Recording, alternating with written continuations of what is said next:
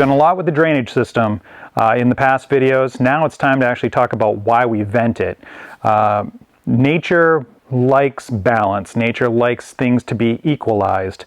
And what I mean by that is we have pressures.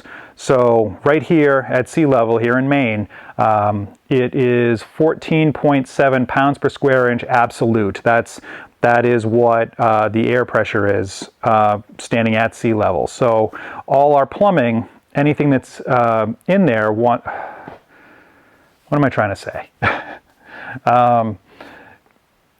We're trying to, the system wants to balance itself. Air is going to find a way to get into the system. So if it has to pull all the water out of a trap in order to breathe, it's going to do that. And we talked about that in the video on traps and Samobec, siphonage. So we need to vent each and every fixture. If the fixture is attached to the drainage system, be it a shower, a tub, sinks, toilets, they all have to be vented so that it can breathe. Because as that water goes down, it acts like a plunger, and it wants air to come in behind it because it's creating a vacuum without it. And that vacuum, as I said, will pull water out of other traps. We're going to go over to bathroom number 2, and I'm going to talk to you a little bit about the flood level. We'll go into bathroom number 1, and we'll talk about the double vanity that we have in there and how to vent that. We'll come back into the kitchen, and we'll talk a little bit about that venting process as well. So let's walk over to bathroom number 2, and we'll start there. All right, so bathroom number 2. What we have here is a pedestal sink, a toilet, and a 3/4 shower. So it's no tub, just a shower pan, considered a 3/4 bath.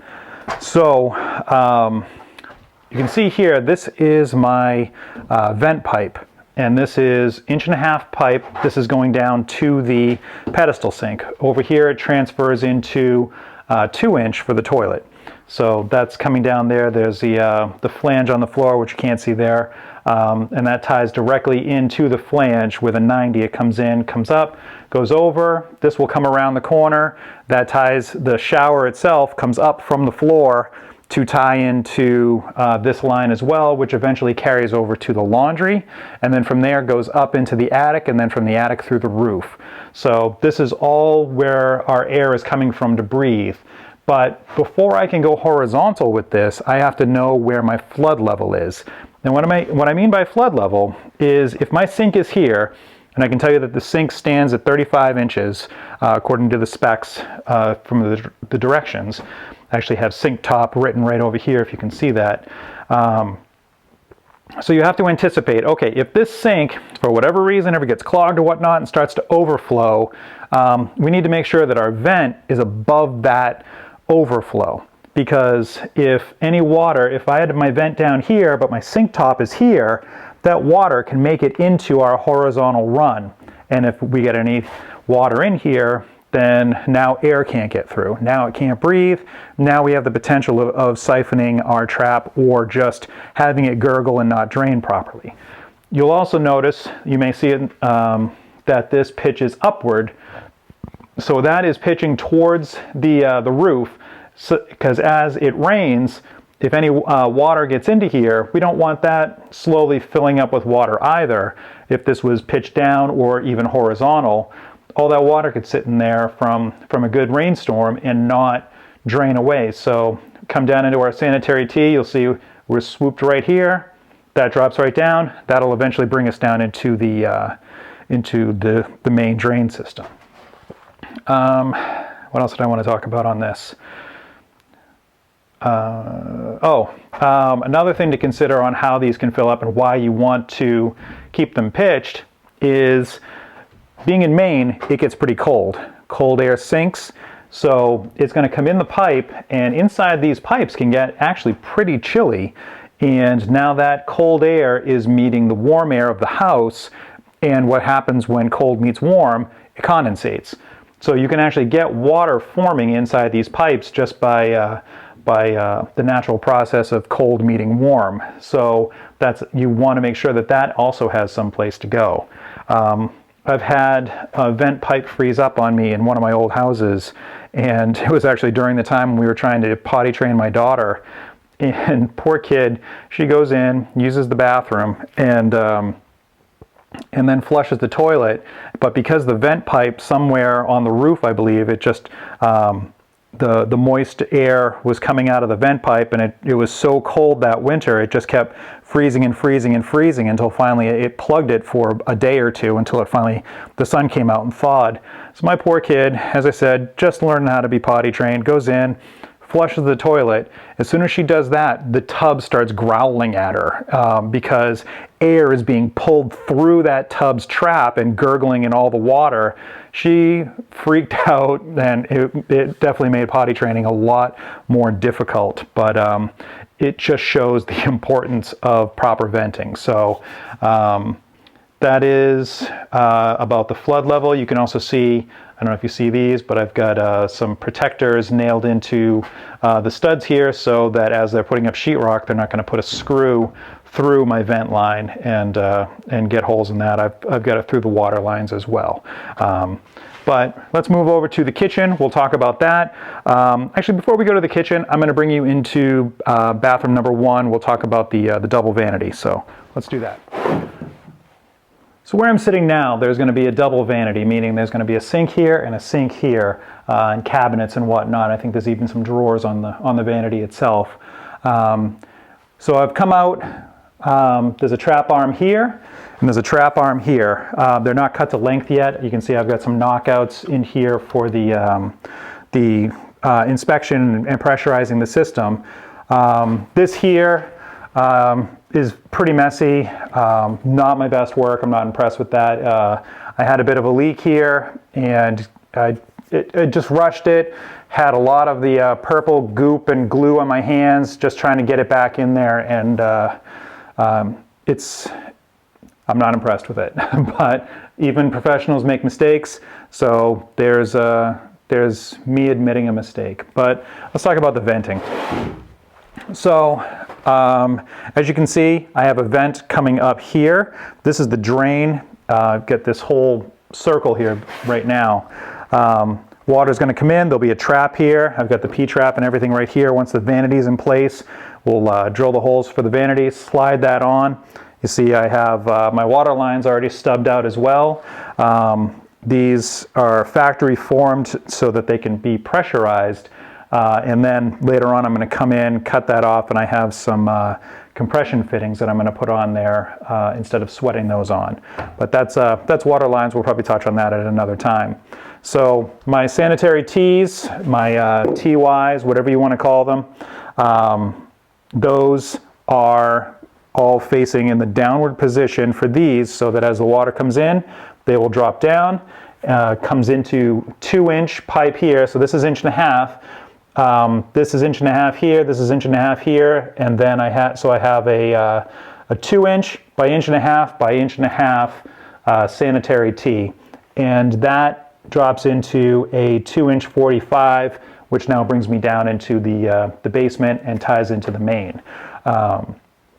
So I've come up here. This is my vent for this sink, and this is my vent for this sink here. So drain to there. And widen it up for 2-inch so it can accept both sinks at the same time. Vent to here, vent out there. That now ties into the other vents that we had talked about, the laundry, the shower, the pedestal sink, and the toilet for bathroom number 2. And then that ties all up through there. There's attic space right above me, runs out, and then goes out the roof. Over here to my right is the bathtub shower. That comes up and ties in above me as well into the attic space to go out through the roof. I'm not going to show you that. It's same as this, just 3-inch pipe instead of 1.5 inches. So let's move into the kitchen, and we'll talk a little bit about what a culinary vent is. Before we head to the kitchen, I think I decided to come downstairs into the basement area and just show you how this some of this venting actually ties into the drainage system. If you watched some of the previous videos, I know Dr. Nigel Plums a lot covered this, but I think I'll get a little more detailed for you. So right here, this is our toilet in bathroom number 2. That comes down right there. And as you can see, there's a specialty elbow right there. It's 3" by 3", but it has a 2" offset coming out the top of it. That right there is the vent that leads right up above that you saw earlier in the video, and that will run up through the roof. Then that comes down into our main here, which will run straight into the septic system. Now over there, that right there is the vent for the shower. So the shower comes along this run here, hits that, and then goes up, and that eventually ties into the laundry and through the roof. Now what I've done wrong there, I thought I could do a wet vent there, which is what I did. So the laundry actually comes down through that pipe there. So this is the shower vent, but it is also the laundry drain. In some instances that's allowed, but when tying into a bathroom like this, the inspector did not like it. So I'm just going to tie in another vent over here. I'll keep that as a laundry drain, and I'll just tie in a shower vent right here per his recommendations. Again, minor, but just something to change. This is why the inspections happen, though, because even no matter how much you know, sometimes different towns interpret things differently, or I interpreted it wrong, and the code wrong, I mean, and just need to make that change. Simple enough. So come down here, that ties into, that's all the 2" there from the bathroom upstairs, tying into our 3". That coming off the right is the kitchen and the bathroom shower combo from the bathroom upstairs. That was all correct.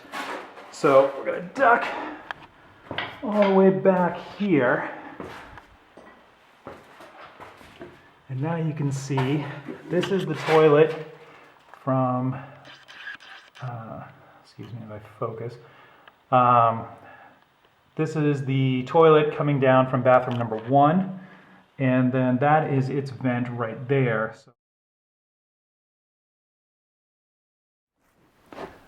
All right, here we are in the kitchen. So first off, you'll probably notice that I've got some test equipment attached to my 2" drain line here. This was to pressurize the system. I had a plumbing inspection today, and what they want to see is 4 pounds of pressure in our drainage system, drain, waste, and vent. So I have every hole completely blocked, and I pressurize the system, and as you can see, another small leak right here. And I pulled this whole section out. It was on the back side of this 45. Now, there were other ways to fix it. Could have taken a slip coupling and brought it straight up against this, glued it up. I opted for 2 new couplings and a new 45, cut the bad part out, put the whole thing in, because once it's glued, it's welded. That's what this does. The cleaner goes on, the glue goes on, 30 seconds later that piece is welded together. It's not just glue drying, and actually the 2 plastic pieces bond to each other. So I cut it out, put a new one in. Not a big deal. What the inspector did want to see, though, is 2 traps here, one for the dishwasher and then one for the sink. And what I was going to do is, I have this double Y here, 1.5" double Y, put a clean out on the end of it, and I was going to have that reduce or come onto my trap arm here. The trap arm is where this horizontal run before it goes into the drain, trap arm. So I was going to have that go on there. I was going to have a P-trap come out on one side and a P-trap come out on the other side. Not legal. That's actually 2 traps on 1 trap arm. I misread the code. Not a big deal. He was fine with it. Gave me some pointers. Put a trap on this trap arm here, and then what I can do is I'll just cut another sanitary tee in down below, have that come off. So I'll have a trap arm come off, P-trap right here, and that will be for my dishwasher, which will be on this side of the sink anyway, so that brings me over where a little bit better. And then the sink itself will come down into this here. There'll be a P-trap coming off of this. So minor, easy fix. He was a great guy, and and the inspection itself went really well. I'll go over it in another video, but it's a little taste of what we were looking at. So this is the vent here. As you can see, I'm going at a 45 on all this to make sure that I'm not having a horizontal here, because my flood line for my sink is more than likely going to be up here, but I can't get up there and just go straight through because there's a window here.